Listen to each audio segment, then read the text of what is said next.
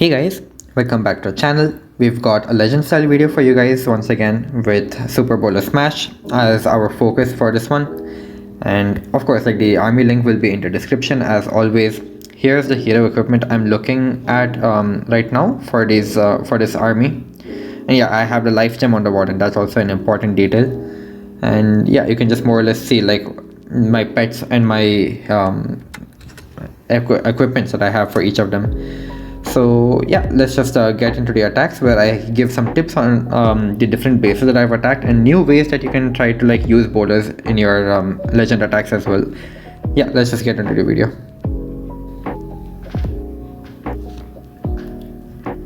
Okay, for our first base over here, we've got a box base, and it's actually a very well spread box base. Like you can see, like the damage is mostly like around over here, and as such, like these areas are like very open, and it's going to be difficult to try to get a funnel to get into the area because of this this wall over here with the void compartment. So we need to consider a few options. Like if we want to approach still from the eagle somehow, then we would have to have like a funnel that is good enough that like our bowlers will not even think of going. So we need to clear like this entire area as well as like this X-bow and cannon at least, probably. And similarly we need to do the same thing on the left side as well. And you can already see like that is a very expensive funnel that we need to work with. And honestly, there's really not much in the core. Like most of the damage is on the flanks. Like if you have a look, like we've got literally most of the damage on the flanks. We've just got like these two multi-infernos on the core, so it's really not a very heavy core. And keeping that in mind, I want to show you guys an interesting way of using super bowlers. It's actually I've actually taken inspiration from one of the cracks I had found on a very old base. So basically you just need to identify like the damage is mostly like here and over here, right? And I can easily have like a flame finger maybe dropped right over here. It can grab like the scatter shot and this ricochet cannon for me, definitely. So even if you take into consideration like this wall over here, like I can wall break it wherever I want. So it's easy to actually queen charge the town hall. And it's honestly very easy because this invis tower will protect the inferno, so we can actually trigger it very early and make our life very simple. So you're probably thinking like, okay, if you watch my videos at least regularly, you're probably thinking, hey, this guy is gonna do like a queen charge at the town hall and say something about joining the bowlers to go in with the queen over here, and then we can maybe have a jump over here, and then we can just destroy the base. But as I was mentioning earlier, the damage is over here and over here. There's really not much in the core itself, and I'm telling you that because there's no monolith or single inferno or anything of the sort behind the town hall, you can honestly queen charge the town hall and keep going with her. You don't need to join with the bowlers with her, so you can just literally have a queen charge going. And instead, because the damage is very heavy on this flank over here, you can just send your tanks in front, like your ice golems, your titans, and your king, and give them support with the warden, and just drop the bowlers like behind them. So our bowlers can go in from over here, and we can just kind of like place a jump like loosely in this area over here, and help them get into the eagle area to kind of support the queen. And that's also when we're gonna like pop our warden ability as well, and you're gonna see this is gonna work out really well. So yeah, I've just dropped my Yeti over here, I've dropped the queen over here, and yeah, the Yeti is basically just literally tanking the mortar, giving me enough time for the queen to be funneled to move towards the left like this. And it's a good thing I dropped the Yeti, like the Yeti might pull this Tesla as well for me. And you can see this is shaping up really well. Just doing what you normally do for queen charges, the skeleton spell to make sure that the single inferno remains tanked. That way we can have a very easy queen charge for this one. She gets it perfectly, yeah, no problems at all for us. And even the flame flinger is looking really safe. And yeah, honestly, no need to wait. Just look at when I started my bowlers, because I've already mentioned this. I do not want the bowlers to join with the queen.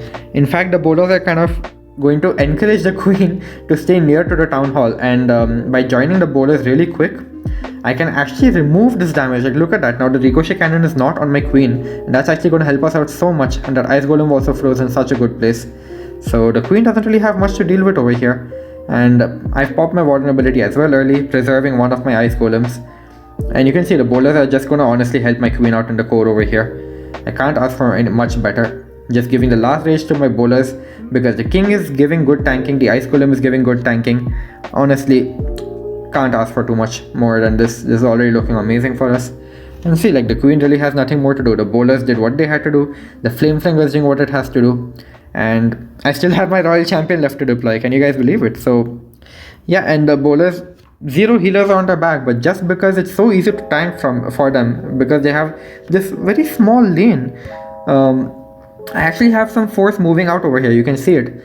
So I'm just going to kind of join up with the royal champion, because everybody is kind of moving like this, and it should be very simple to kind of help take out this last area of the base. Flame Flinger is still getting really good damage on the scatter shot. Like, I'm pretty sure it took like 0 damage the entire time. And yeah, what the weakness was that I exploited on this base was the fact that there was no monolith or single inferno behind, so this is a very easy queen charge for me. And I just noticed that, like, okay, most of the damage were on the flanks, and one of the flanks could be handled very easily by a flame flinger. I can get easy access to the town hall. No need for the bowlers to come and really join with the queen, because there's no damage into the area that the queen is going to, but rather right beside it. So you have tanks, you don't need healing, just spam away. If you're confident that you can take it in like 1 or 2 rages under the warden ability, just go for it. Trust me, you don't even need any healing. So I'm sure you guys haven't ever seen super bowlers being used like that before, but keep it in mind. Add it to your arsenal, and I'm sure it'll help you guys in Legends. Alright, we'll get to the next attack. Our next base, again, a very popular Legend base, especially now. We have like this anti-2 style setup, and very good distribution of defense. So honestly, I don't think it's the actual layout, because the monolith is like awkwardly located over here, and the scatter shots are not symmetrically distributed, but just small things that we can try to take advantage of. So now, for example, one more weakness that you can probably already see is that despite of the way the expos are distributed, it's very easy to get a flame flinger in this area over here. We just need to kind of scout for like Teslas over here, and make sure that like the CC over here, right, it is definitely kind of like poking out towards the area that you could start dropping your troops. So if you're going to try to drop troops outside to scout for traps, be like skeleton traps or Teslas, just make sure that your scout troops die first. Even if it's going to be a Yeti, make sure that the Yeti dies first, and then in case any CC troops come out, they can go to wherever it is that you're deciding to start your warden walk or your queen charge or anything it is that you decide to do for your entries. Just a small tip, otherwise your flame flinger could get really badly punished. So I'm just speaking my mind, like this is how I start thinking when I start seeing bases like these. Like, okay, where can I start placing a flame flinger? And I spotted that like this is a very easy pickup. It's out of the range of the ground expos, and honestly it's going to make life very easy for me for the back end of the base. And usually if I'm not trying to kind of use the flame flinger to help funnel, I guess I should say, then because I'm placing it in such an odd spot, right, like it's enormous value. Like I can't really get much better value than that from a siege machine. So I'm just going to let the flame flinger do its thing. I'm not going to try to make the super bowler smash interfere with the area until the very end of the attack. So instead, what I'm going to do is I'm going to prioritize the eagle, because it also gives me entry into like 2 multi infernos as well. So I think it's a good entry point. Like if you enter from over here, you could like focus on a lot of the damage and easily just get through it. So what I did was you can start from either side. Like I just started like a warden walk over here. You can also have the warden walk coming from over here. It's just a matter of preference. Send them in over here. And as I was saying, because I'm only doing this because I do not want my super bowlers to interfere with this area for as long as possible. And entry from this side over here actually gives me access into the heaviest part of the base, so as to speak, because these multi-infernos can give me a lot of trouble otherwise, and I will also pull both the poison towers simultaneously onto my smash. So all in all, I think it's really good that I'm doing this instead. So you can just see how I'm trying to I tried to kill the archer tower using balloons, but there were a lot of Teslas, and you can see like I pulled the minions over here, but I'm just waiting for them to go to the warden, and then you're gonna see I'm gonna drop like a Yeti over here as well. So notice like I'm not even deploying my flame flinger just yet. I'm waiting for the Yeti to specifically die, just in case that Yeti had walked into the range of the clan castle. But now I'm sure that there's no traps, nothing to worry about, and you'll see I'll be deploying my flame flinger just shortly. So yeah, there it is. It's safe to get all of this value, and you have to keep an eye on your warden. You can see I almost lost him right over there, but just managed to catch him right in time. So yeah, as soon as this ground expo falls down, you should be free to start the smash. And why I'm saying you should wait for a ground expo to fall, like if you pause right now, you're probably thinking, yeah, the funnel is set, there's no need for me to really do anything else. So what I'm telling you guys is that if this expo doesn't fall, the moment you start your smash in this area, right, your bowlers are going to be taking damage from these multi-infernos, and basically everything's going to be taking damage from your from the multi-infernos, maybe the warden, maybe this other expo. There could be many sources. Now if this expo does not go down, the warden is still taking damage, and the healers will be like, okay, the troop that I'm on is still taking damage, there's no reason for me to switch, because it's the healer AI works in a way where it waits and checks like, okay, is your current troop still taking damage? If yes, then I should probably not switch, I'll just keep healing you, and it kind of delays your healer transfers. It's not very consistent, but it does happen. Like some people have asked me, like I'm like, look at this now, the healers just immediately transferred. But some people have asked me in the past, like, hey, I'm struggling with the healer transfer on my super bowler smash. My bowlers just immediately die. I don't really know what to do. This could be one of the reasons why. Like you're not completing your warden walk. You're just letting your warden take damage as you're pulling your bowlers, as you're pulling your warden onto your bowlers. So just keep that in mind. And as of such, there's not really many other tips for me to give on this style of base. You just need to identify like a good spot of entry, a good spot for a siege, if it's the flame flinger obviously. And you can see this is already shaping up very nicely for us. Like the flame flinger got all of its value. The queen's ability just only now popped, but there's not really much base left. We've got raised up healers right behind. The queen and warden are still healthy, and the spirit fox on the royal champion is going to just stay alive forever, and she can sweep up the entire base. I'm just going to fast forward it until the end. So yeah, the tips to take away on bases like these are, don't always use a flame flinger for a funnel. Try to find some good value to make the backend easier. Like now, imagine if I simply naively use the flame flinger over here. I would have this entire area to deal with, and my queen's ability popped when she was over here. So imagine if the RC and my queen had to deal with this entire area, especially with the skeletons popping over here as well. You can see them, and these giant bombs over here as well. No way my RC would have survived. So it's a good thing that I managed to squeeze the flame flinger in the awkward spot over there.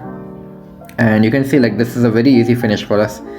And the other thing is to complete your warden walk. Make sure there's no damage on him when you decide to pull your troops away, and you're just gonna have a nice easy time for the healer transfer. Your bowlers are gonna stay alive for a long time. Alright, on to the next one.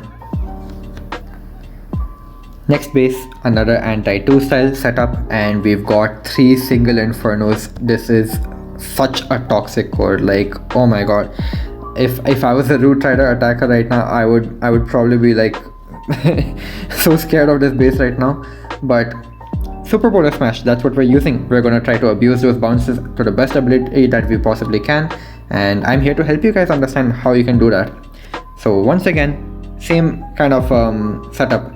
You just need to try to identify those pockets where you can try to fit a nice flame flinger, and accordingly just find a path through most of the damage on the base, which you can clearly see. It's located like in like these weird arcs like this on the sides of the base, and This person has made a very grave mistake. It's not entirely symmetrical. He's placed one of his X-bows over here. So this flank is very well protected by the X-bows, but this flank over here, not so much. I can get all three of these defenses with a flame flinger, and honestly that's more than enough for me. I'm gonna get one merge defense, I'm gonna get a scatter shot, and it's overall just gonna clear out the entire right corner of the base. A lot more than I could ask for on a base like this. So yeah, I guess some other free things you can consider is this ricochet cannon. For some reason it's so isolated, you can pick it off with some balloons, and that's actually gonna help set us up very nicely. So after you realize things like these, right, like hey, I can drop a flame flinger for this area. So if I kind of just assist the flame flinger by dropping my warden over here, and in order to not waste any rage spells early, just pick this off with some balloons. That makes a very easy warden walk. You can automatically see like the flame flinger and the warden is automatically handling this much of the base, and that should allow you to kind of come in from over here, right? And as I was saying, like the damage is spread out on lanes like these, so we are going towards the lane that we actually are trying to focus on. Like this lane is a very good lane for our bowlers, because if they enter from like this angle, you can already see like the bounces are really good. Like if they start bouncing on this X bow, they can get bounces onto this other X bow. Similarly, if they start hitting this wizard tower from over here, I can get bounces onto the eagle without ever actually targeting the eagle. And likewise, like if I get bounces on the monolith, I can get bounces towards a single inferno. Just these small things you can start watching out for. Like try to find those lanes, and you can see I've already started doing exactly just that.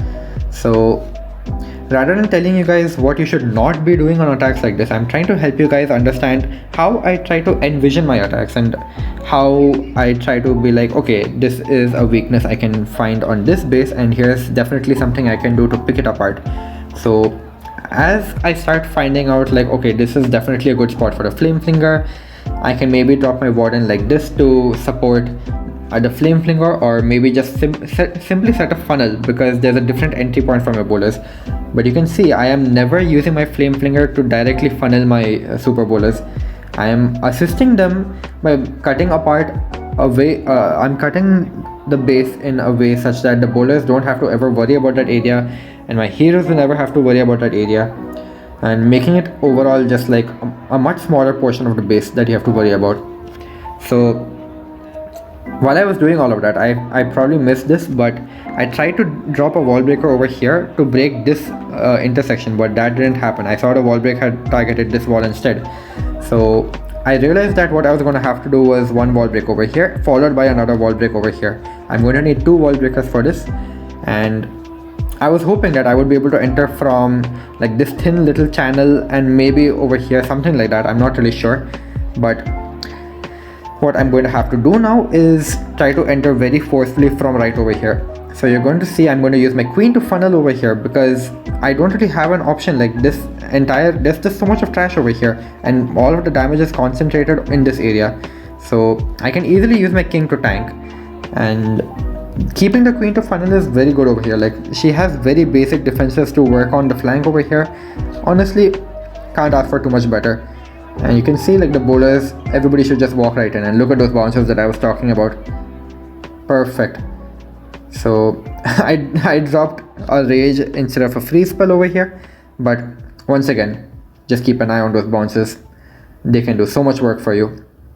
Crazy, look at that, they just got the monolith by bouncing over an ice golem. So just some things that you cannot do with root riders. And remember, I even just swagged the rage, literally, like I just placed the rage instead of a free spell, and our queen is doing an amazing job just sitting out over there. So yeah, overall you can see how well this shapes up the entire base for us. And if I zoom out now and have a look, it's all going to plan. Like the bowlers entering from over here, getting bounces out everywhere, taking care of the core. Our queen managed to go all the way out over here, and she's perfectly alive, and that allows our queen and royal champion to just come in over here and finish this little thin base that's kind of left. Both of their abilities are perfect for this ending. Nothing can stop this right now. So it doesn't matter that we still have the single infernos up, because our royal champion will keep going invisible. Our queen, she has the invisible on her, so really nothing can stop her at this point. And you can see this is going to work out very well for us. So I'm just gonna once again speed it up towards the ending, and yeah, that's going to be another triple for us. But I'm just giving you guys some insight into how I make plans on more complex bases. So yeah, I hope these tips are definitely helpful for you guys. If you guys have feedback, if you've reached this far into the video, feel free to give me some feedback on what you feel so far. But yeah, I have like one more attack for you guys, and we'll just get right into it. Alright, last base is a box base, another popular Legends layout, at least in higher Legends these days. So if you're a regular watcher, just 3 approaches for you to consider. You already know. One is from over here, one is the far end entry, one is the side entry, and one is a queen charge on the town hall with bowlers to follow up. So without going into too much detail, I'm gonna straight away tell you guys, do not approach from over here. Please don't do it. It's just pain. Like this rage tower is covering 3 infernos, 2 ricochet cannons, and you have 2 sweepers that you're gonna have to fight against. Not to mention that you're gonna have to probably fight a tornado trap somewhere over here. Not gonna be fun at all. You're gonna lose your warden ability very early. You're gonna lose your king, even Phoenix, very early, and nobody's gonna help you by the time you reach this invis tower over here. Don't do it. It's not worth it. Same thing for the sidewise approach. There's too many walls to cut through, and you're just gonna literally use like 1, 2. I guess you can jump over here, but again, like there's no direct access for the town hall. There's no direct access for this area over here. Not the most optimal approach. Maybe it's possible, but don't do it. So yeah, without any further ado, just straight away I'm gonna tell you, I'm gonna queen charge the town hall, and what I'm gonna do something very interesting. Like you can see, I'm gonna drop the flame flinger over here, and there's a ground expo right over here. But because I know that I can funnel my queen in a way such that she's gonna step towards this mortar like this. Like it's very simple. I just use 1 baby dragon, and the flame flinger is going to like kind of go off a little bit to the right, and you can already see I'm kind of doing it in a way such that the queen can come over here. She can get the town hall. I'm trying to funnel this out a little bit so I can get the king to go like this over here and take out this entire compartment. And what that does is, rather than me talking about it, why don't I just show you? So looking good so far, honestly. And the king, I think he should go towards the wizard tower and inside the base. Yeah.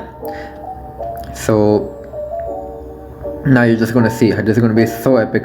So the queen actually stepped very close to the town hall over here.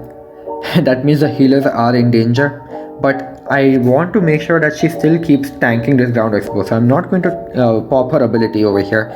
Instead, what I'm going to do is I'm going to freeze the town hall and join my warden with the queen, because the town hall is frozen anyway. And the king has done an amazing job. He has cleared the entire compartment, set that funnel for me, and also pulled the CC. So now my bowlers are just going to join in very easily, and look at this. Everybody is just going to walk right into the base. Very simple entry. Queen is able to handle the monolith all on her own. King in Phoenix is tanking the defenses for me, for the bowlers, and now everybody can just recombine, and we can take this rage tower from behind the base. And look at those bounces once again. Just rage bounces, man, I'm telling you. Nothing can stop them. You just need the right approach. You just need a good funnel. And look at that, the base is destroyed. I can't even finish my sentences. So yeah, try to identify those weaknesses. Try to understand, like, some approaches are just not going to work. It will take a bit of experimenting to understand, but once you start mapping things out like this one at a time, there's no way that you're going to fail. Like trust me, like, it's going to take a lot of experiments. Like, you're going to have to be very patient if you find yourself in lower Legends League or like mid Legend League. These approaches are definitely trickier, like especially the queen charge ones, because we're very used to warden walking for our super polo smashes. But after you learn those queen charge entries on bases like this, especially when you can learn to make your king go in these compartments, take it out, maybe even like have a queen charge go in like this, tank the ground expo so the flame finger can grab all of the value over there. like that entire scatter shot multi-archer tower area, the flame flinger took it on its own. So wonderful job of like the queen just making sure the flame flinger takes no damage, and it's an easy town hall pickup. And the problem and the thing is, like, these bases are baited for those queen charge entries, and they try to make your life very difficult, because like the monolith is right here, triple ice golem CC will be on you, very difficult honestly. But over here we're literally joining our super bowlers right into where our queen is, and once again those bounces will just always keep helping us. It's not our queen being alone, and we have two ice golems in this army, so don't be scared, just send it, honestly just send it, and I'm sure you guys will start getting results very soon. So yeah, if you guys did enjoy this video, feel free to give me some feedback in any way. It can be likes, comments, if you haven't already, you could even subscribe to the channel. And of course, like, if you feel I can do something better with my content, feel free to give me that criticism as well. I can definitely take it into consideration for my next content that I provide on this channel. But yeah, that's about it. I see you guys in the next one. Peace.